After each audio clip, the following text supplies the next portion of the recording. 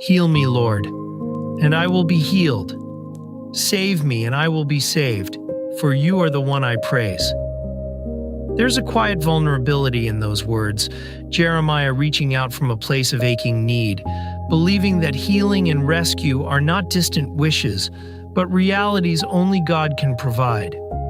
They're the words you whisper when hope feels thin, the kind of hope that comes after nights spent wrestling with pain, when all you can do is admit how little control you have. Jeremiah doesn't hide behind strong language. He lets the plea hang open. If you heal me, I will be healed. If you save me, I will be saved. That's the rhythm of trust for anyone who's found themselves at the end of their own efforts, lying awake, wondering what's left, until all that remains is trusting the only one left to praise. He heals the brokenhearted and binds up their wounds. These words move quietly, like gentle hands tending to invisible injuries. When heartbreak isn't physical, when it slices through the heart in ways no one else sees, it doesn't fade quickly. But here, healing isn't rushed. The image is personal. God binding wounds you thought no one noticed. Whether heartbreak comes from loss, betrayal, or carrying silent disappointments, these words settle in. Healing is not abandoned to time. It's a careful, intimate act. Brokenness isn't ignored. It's answered with presence. But he was pierced for our transgressions. He was crushed for our iniquities.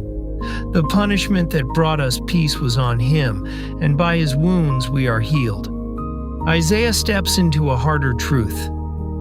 Sometimes healing comes through pain, not just our own, but through someone bearing the cost for us. It's a stark vision: wounds, punishment, exchange. This isn't just about physical healing.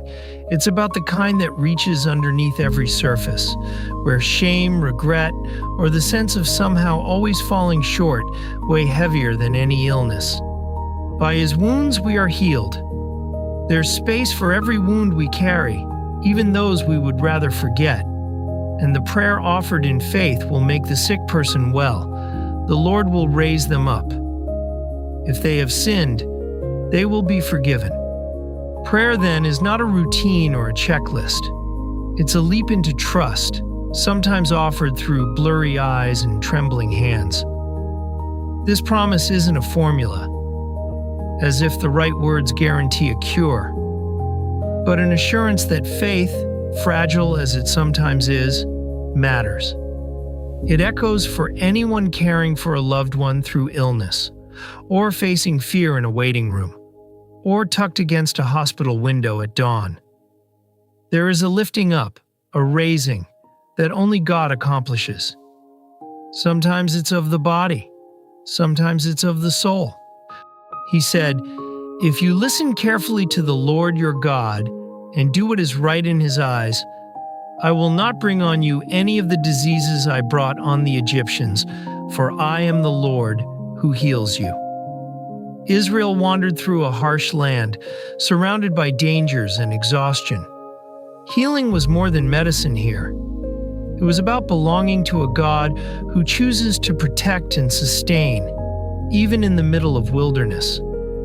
Those words reach across centuries to anyone feeling dried out by the journey, caught between what's lost and the uncertainty still ahead. God's identity is revealed.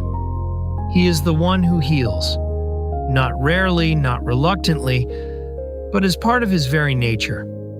Dear friend, I pray that you may enjoy good health and that all may go well with you, even as your soul is getting along well. Healing isn't just for emergencies. Sometimes it's the gentle hope woven into each day, that bodies are restored, minds renewed, relationships mended, and that something deeper finds rest. This kind of wholeness, body, mind, and soul, can feel rare. But the prayers, the longing, and the promise still linger. Healing, after all, is rarely just about fixing what's broken. It's the quiet work of being made whole where we need it most. And even pressing through pain or uncertainty, that hope endures. Amen.